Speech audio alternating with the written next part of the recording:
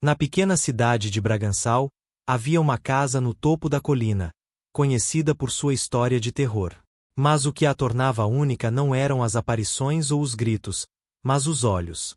Era uma casa de aspecto decadente, com paredes sujas e janelas quebradas, mas algo dentro dela observava o mundo. Os antigos moradores haviam desaparecido sem deixar vestígios. Diziam que o proprietário da casa, Elias Barros, um homem de aparência perturbadora e comportamento obsessivo, era o verdadeiro fantasma da história. Ele não estava morto.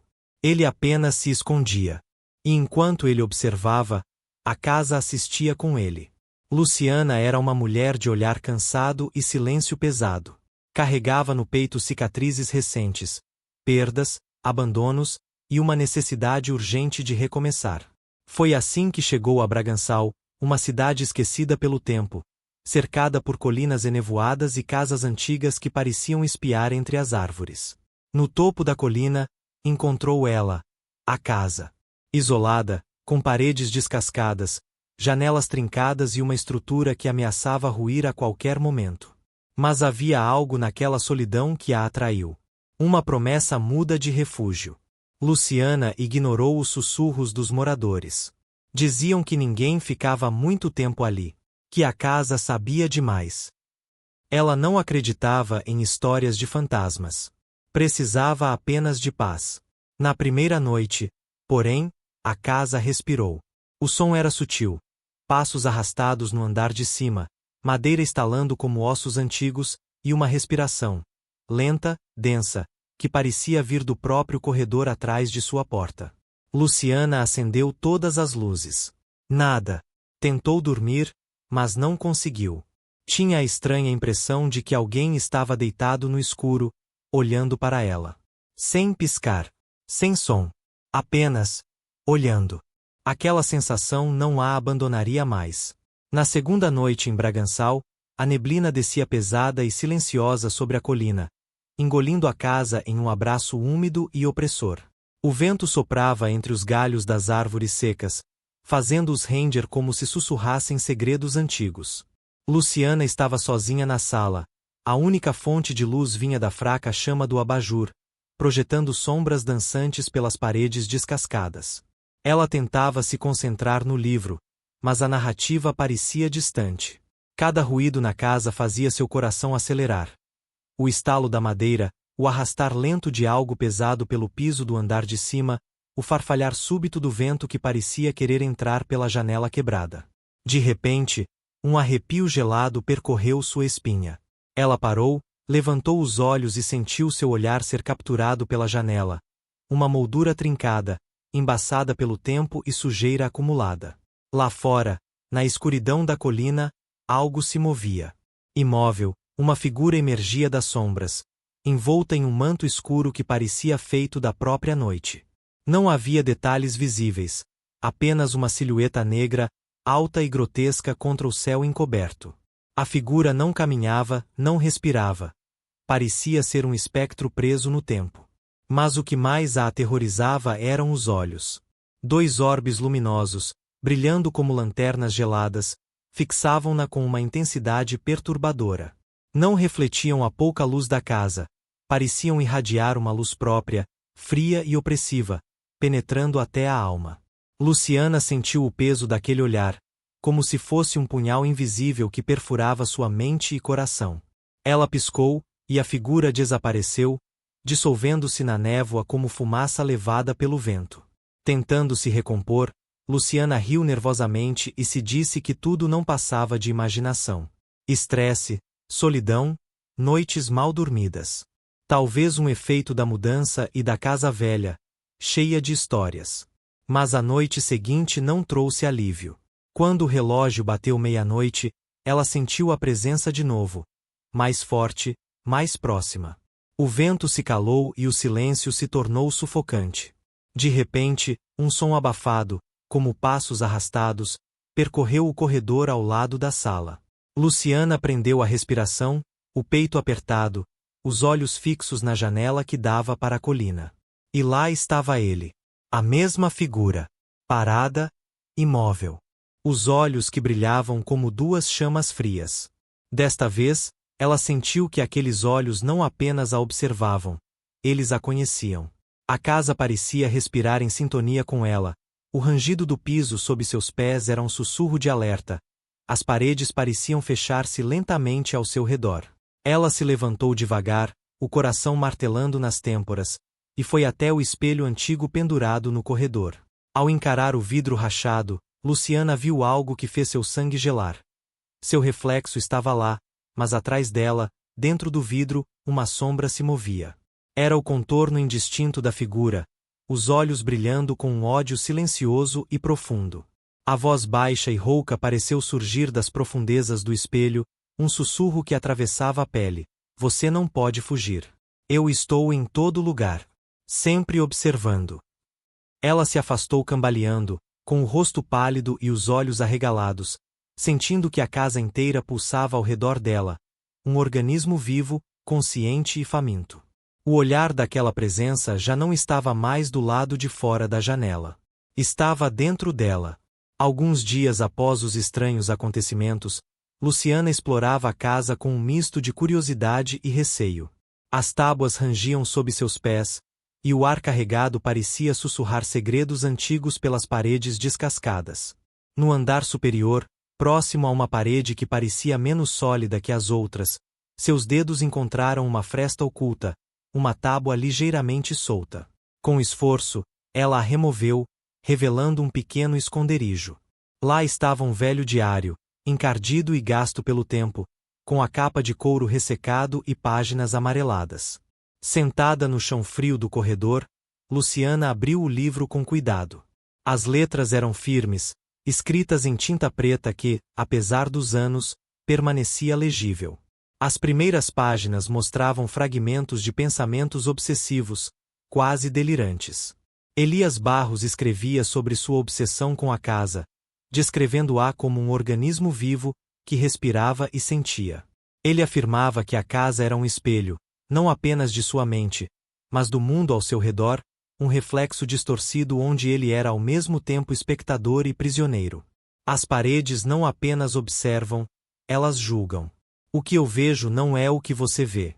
Tudo se move, mesmo quando parece parado. O silêncio é uma mentira.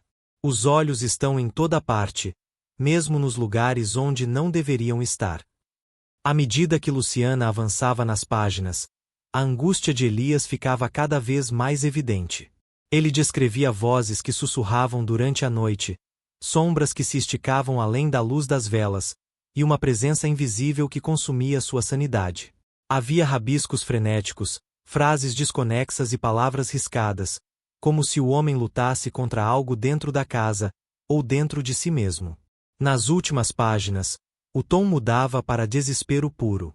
Elias escrevia sobre algo mais antigo que ele, algo que habitava a casa antes mesmo de suas fundações. Um ser que não podia ser enfrentado, apenas temido.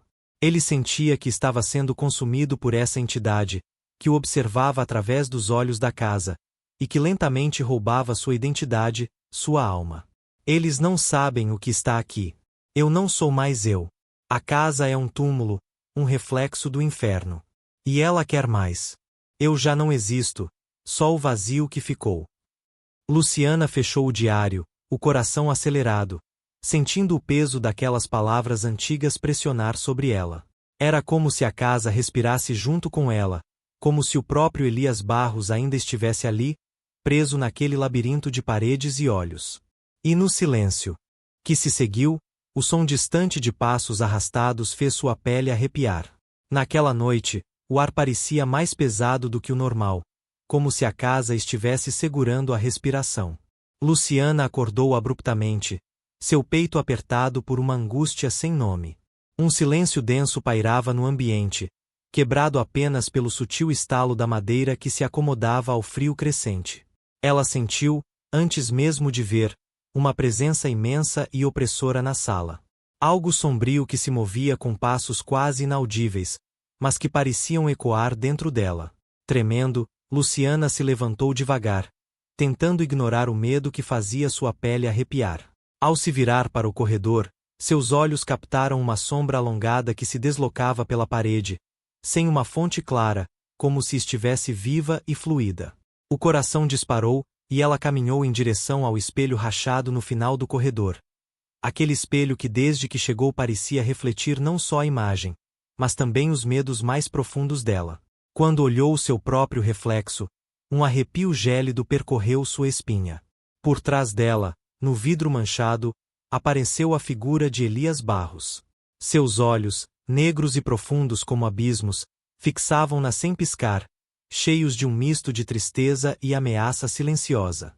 A voz de Elias, baixa, arrastada e rouca, atravessou o ar congelado da casa, fazendo o silêncio se despedaçar. Você não pode escapar. Eu sempre estarei olhando. Luciana sentiu a pressão invisível daquelas palavras se enroscando em sua garganta. A casa inteira parecia respirar junto com aquela presença, as paredes pulsando como se tivessem vida própria. Ela tentou desviar o olhar, mas ficou paralisada, presa entre o medo e a curiosidade mórbida. A sombra no espelho parecia querer engolir sua alma, enquanto seus próprios olhos refletiam não mais quem ela era, mas o que ela poderia se tornar, parte daquela escuridão que a consumia lentamente. Naquele momento, a linha entre o real e o sobrenatural se desfez. O reflexo sombrio não era apenas uma imagem, era uma promessa silenciosa de que ela estava para sempre ligada à casa, um destino inescapável. Nos dias que se seguiram, a casa parecia ter ganhado vontade própria, transformando-se em uma prisão invisível e sufocante para Luciana. A cada manhã, ela acordava exausta, como se tivesse passado a noite inteira em um pesadelo do qual não podia fugir. As paredes suadas e os móveis empoeirados exalavam um cheiro úmido e acre, misturado ao mofo, que parecia penetrar em seus pulmões. As portas batiam sozinhas com uma força surda e constante, como se alguém do outro lado estivesse furioso por sua presença. O som ecoava pelos corredores longos e escuros, reverberando até o sótão e fazendo o chão tremer sob seus pés. Em outras ocasiões, as portas se fechavam lentamente, com rangidos agoniantes, selando o silêncio como uma sentença. As luzes tremeluziam em um padrão quase hipnótico, lançando sombras que se alongavam e contorciam como criaturas vivas. Era como se a casa respirasse, puxando o ar de seus pulmões e exalando um frio cortante que gelava até os ossos.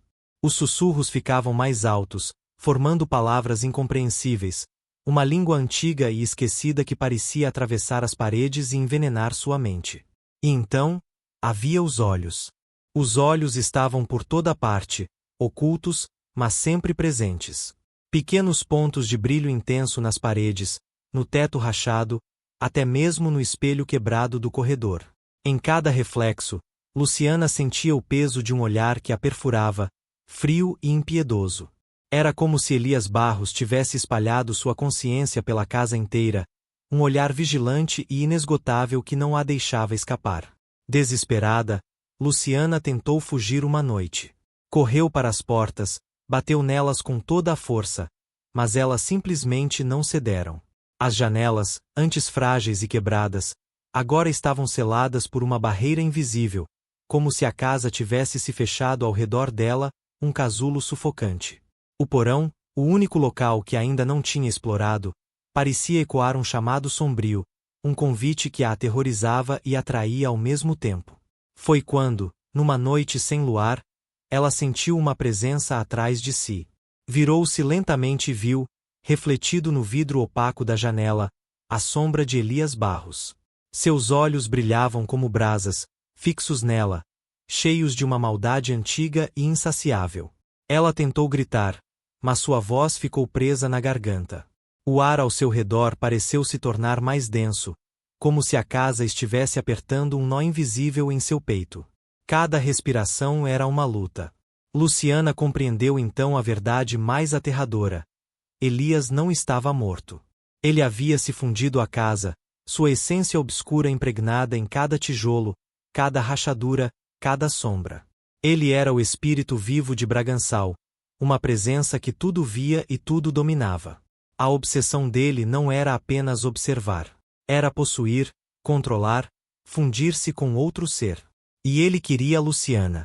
Ela não era apenas uma visitante, mas uma presa destinada a ser engolida pelo olhar eterno daquela casa.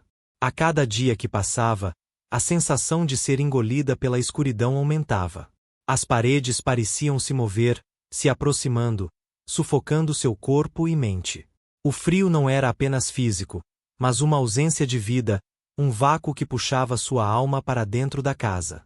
O olhar de Elias era uma armadilha perfeita, uma prisão invisível e implacável. E no silêncio pesado daquela noite, enquanto Luciana se encolhia no canto da sala, ouviu a voz, arrastada e fria, sussurrar no seu ouvido: agora, somos um só. Na última noite na casa, o silêncio não era apenas ausência de som, mas uma presença palpável que pressionava os sentidos de Luciana. Ela estava sentada no canto da sala, abraçando os joelhos, tentando manter os olhos fechados para bloquear o olhar onipresente que a consumia. O ar estava pesado, como se carregasse séculos de desespero e medo. As sombras dançavam nas paredes, impulsionadas por uma luz trêmula que parecia vir de lugar nenhum. A casa respirava ao seu redor, um sopro lento e constante, um murmúrio que preenchia o espaço vazio. De repente, uma brisa gélida percorreu o ambiente, como se a própria essência da casa se condensasse em um toque frio e cortante. Luciana sentiu uma mão fria pousar em seu ombro, uma mão que não estava ali, que parecia feita do vazio e da noite. Ela não ousou se virar. Sabia que aquele toque significava que já não estava mais sozinha, que a barreira entre ela e Elias havia se rompido. O peso da casa a envolvia, cada parede parecia vibrar com a presença sombria do antigo morador, e o espelho quebrado no corredor refletia agora uma imagem que não era a sua. Nele, 2 pares de olhos brilhavam, os seus, fundidos com os de Elias Barros. Uma voz baixa, arrastada, carregada de poder e possessão, sussurrou no silêncio: agora, somos um só. O mundo ao redor de Luciana escureceu, como se fosse engolida por uma névoa densa que a absorvia lentamente. A casa suspirou, satisfeita, e seu olhar eterno encontrou um novo reflexo. Na manhã seguinte, a casa na colina estava vazia.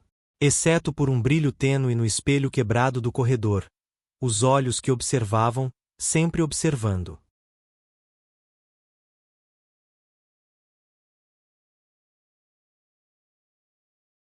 O céu estava coberto por nuvens pesadas quando Marcos chegou à cidade de Canto do Vale. A estrada sinuosa que levava até lá parecia esquecida pelo tempo, ladeada por árvores secas e casas antigas de madeira rangente. Ele não veio buscar respostas sobrenaturais, era jornalista, e sua arma era o ceticismo. Mas a história da chamada Casa dos Ecos havia aguçado algo dentro dele. Não era a fé. Era a curiosidade, e talvez, uma sombra de desespero por um furo que finalmente reacendesse sua carreira apagada. Ao chegar à casa, no alto de um morro coberto de mato e pedras úmidas, Marcos parou. Por um momento, esqueceu de respirar. A construção parecia abandonada, mas havia algo nela que o perturbava mais do que teias de aranha ou janelas quebradas. As paredes estavam estranhamente limpas. Nenhum pingo de poeira cobria a varanda de madeira. Os degraus rangiam não como os de uma casa velha, mas como se já esperassem por alguém. Ele pegou seu gravador, ajustou o casaco e respirou fundo. O ar tinha um gosto metálico, pesado, como se estivesse sendo filtrado por algo antigo e doente.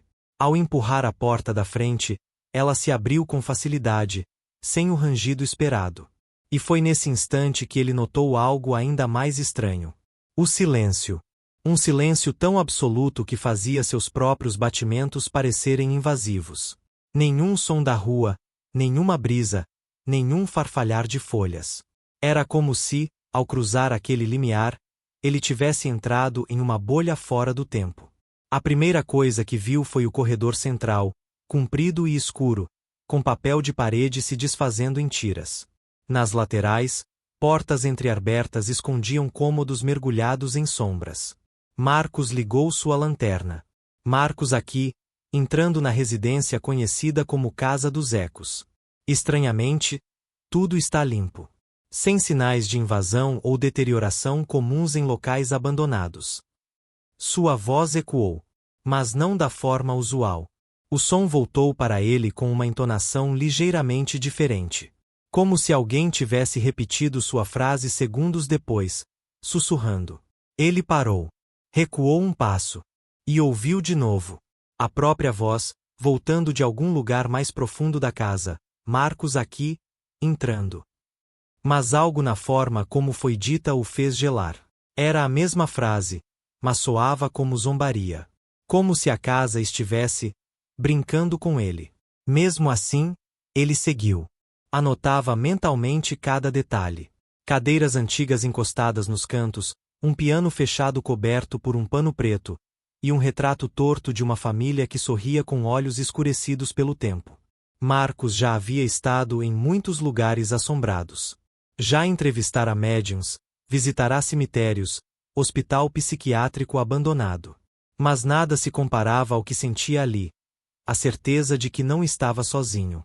E pior, de que estavam ouvindo cada passo seu. Marcos avançou pelo corredor da casa, com os olhos atentos e a lanterna tremendo levemente em sua mão. A cada passo, o som de seus pés sobre o assoalho reverberava de maneira estranha. Não era apenas um eco comum, era ritmado. Quase como se outra pessoa estivesse pisando junto com ele. Um segundo depois. Um pouco mais perto. Um pouco mais firme. Ele parou. E o som continuou por mais um passo. Virou-se rápido. Nada. Tentando manter o controle, respirou fundo e começou a gravar novamente. O eco aqui dentro tem um comportamento anormal. Não está seguindo meu ritmo. Parece responder a mim, como se houvesse outro corpo aqui, imitando meus movimentos. Não é possível que seja acústica natural. Enquanto falava, a casa pareceu vibrar com sua voz, como se as próprias paredes absorvessem suas palavras e as processassem antes de devolvê-las. Imitando meus movimentos. Sussurrou a casa de volta. Marcos congelou. Apontou a lanterna para o alto.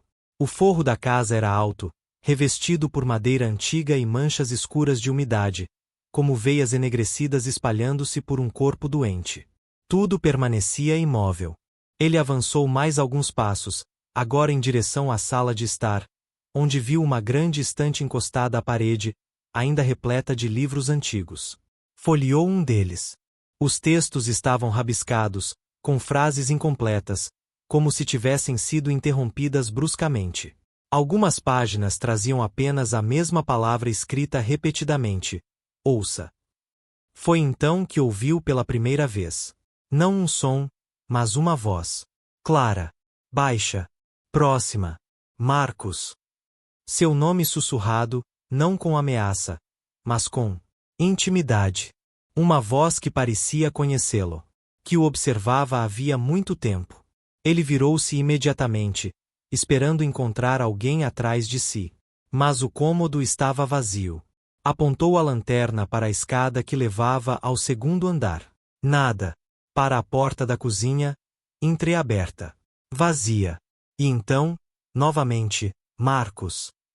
A voz vinha de dentro da casa, mas parecia circular, como se atravessasse as paredes e se propagasse por entre as tábuas. Um arrepio subiu por sua espinha. Ele, teimoso, seguiu a direção do som. Passou por um corredor ainda mais escuro, onde as janelas estavam cobertas por tábuas. A luz natural não entrava ali. E quanto mais se afastava da entrada, mais o ar mudava, ficando espesso, abafado, difícil de respirar. Sentia que não andava sozinho. A casa escutava seus pensamentos. Mais adiante, parou diante de uma porta. Era de madeira escura, com uma fechadura antiga. Quando se aproximou, a maçaneta girou sozinha. Lentamente. Como se estivesse sendo aberta. Para ele. E então, pela terceira vez, a voz ecoou. Você me encontrou. Só que, dessa vez, não parecia vir de longe. Parecia vir de dentro da sua cabeça. A porta rangeu como um lamento antigo ao se abrir. Marcos hesitou antes de cruzar o limiar. O ar do outro lado era mais frio, mais úmido, como se aquela parte da casa estivesse enterrada em um lugar onde o tempo não alcançava. A lanterna revelou uma sala circular, completamente envolta por espelhos altos e antigos. Estavam emoldurados por entalhes tortuosos, símbolos que lembravam runas ou inscrições esquecidas. A luz refletia de forma irregular nas superfícies, criando múltiplos reflexos de marcos, cada um ligeiramente atrasado, como se os espelhos também estivessem tentando entendê-lo. No centro da sala, um pedestal de mármore sustentava um espelho trincado, o único com a moldura dourada. Marcos se aproximou, fascinado. No reflexo, ele via a si mesmo, mas não como estava. Sua imagem parecia mais magra, os olhos profundos, os lábios entreabertos em um sussurro mudo. Você entrou no meu domínio. A voz grave surgiu, não de trás dele, mas de dentro dos espelhos. Marcos girou, a lanterna tremendo em sua mão. Quem está aí? As palavras ecoaram e retornaram em vozes múltiplas, deformadas. Quem está aí? Mas essas não eram apenas repetições acústicas. Elas respondiam com entonações estranhas, zombeteiras, quase cansadas de fingir que eram apenas ecos. Era como se os próprios sons estivessem vivos. O jornalista recuou, mas percebeu que a porta por onde havia entrado havia desaparecido. Não havia saída. Apenas reflexos. E eles começaram a se mover sem ele. Cada espelho mostrava uma versão diferente de si mesmo. Em um, Marcos estava com a pele enrugada, velho. Em outro, era criança, chorando em silêncio. Num terceiro, seu rosto sangrava dos olhos e ouvidos. E então, uma nova figura surgiu. Alto. Sem rosto.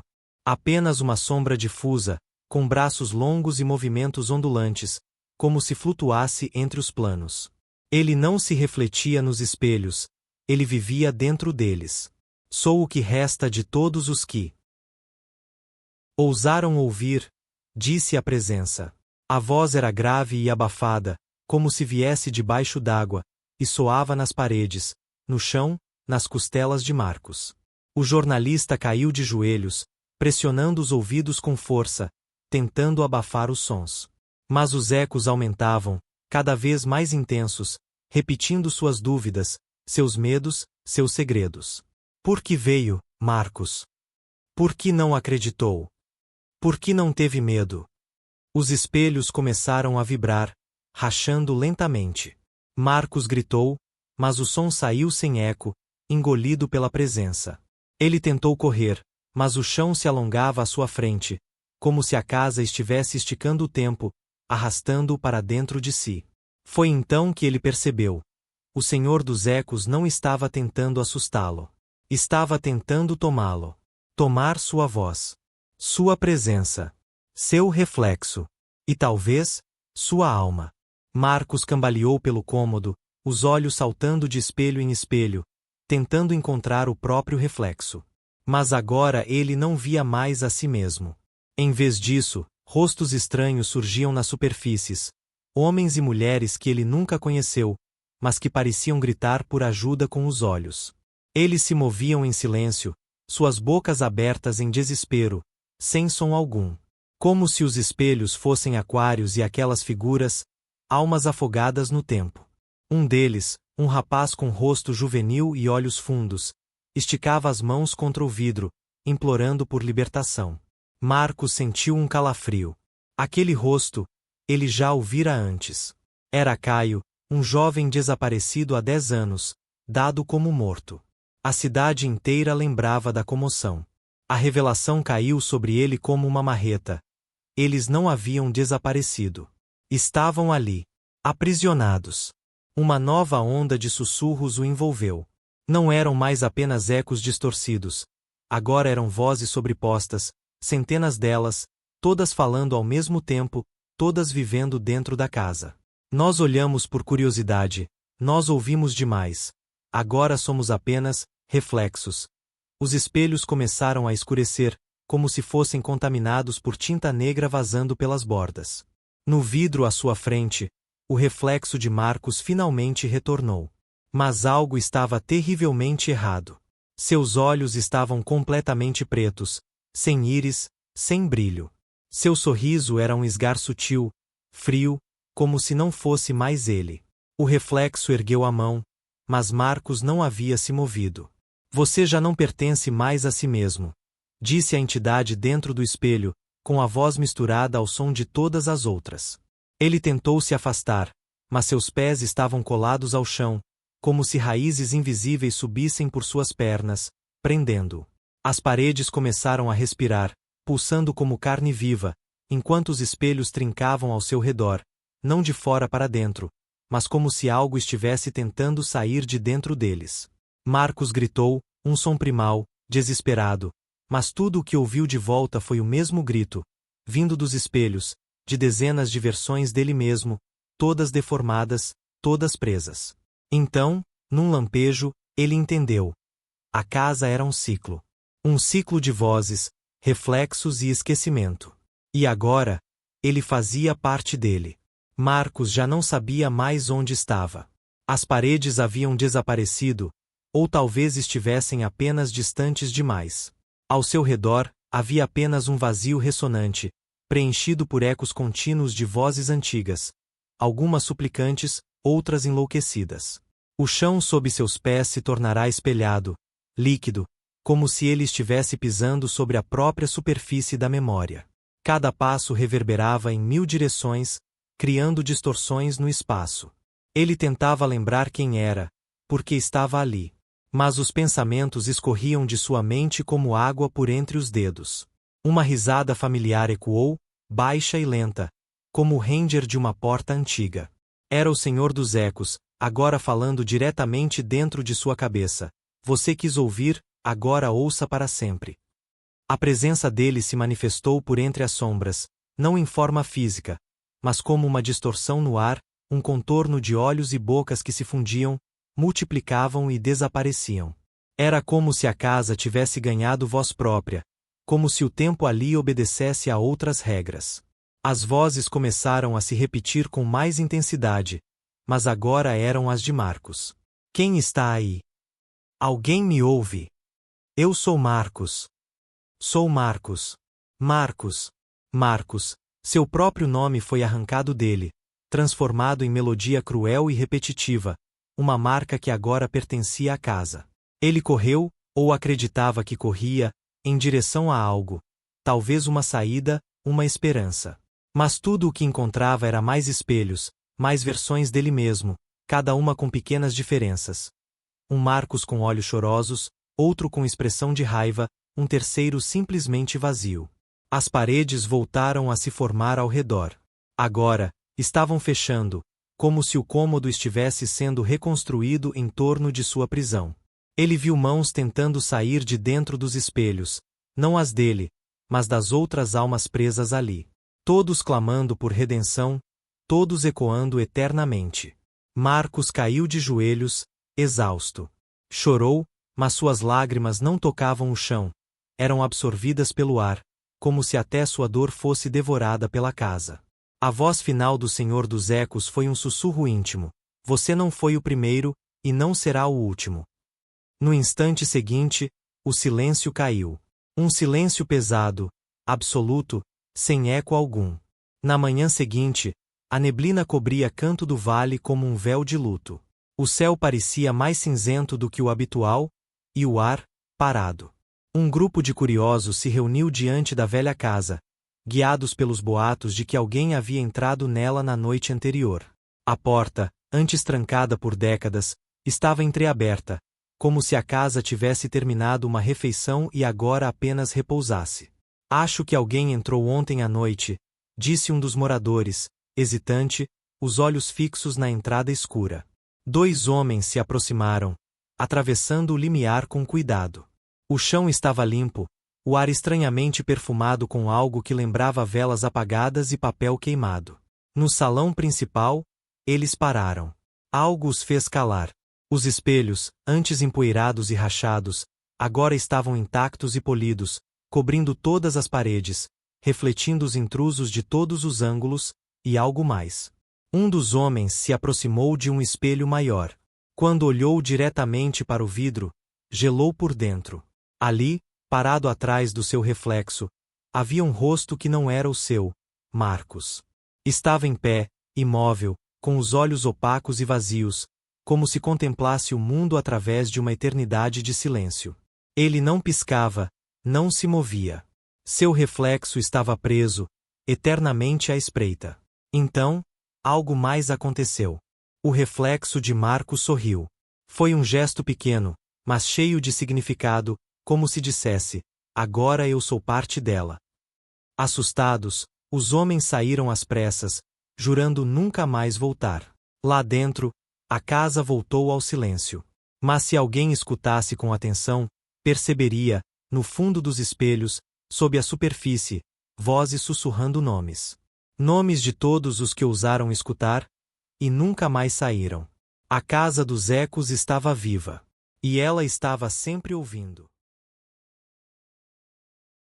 Se você gostou do vídeo, não se esqueça de se inscrever e deixar o seu like. Sinta-se à vontade para dar novas sugestões e deixar algum relato ou história sombria nos comentários. Até a próxima!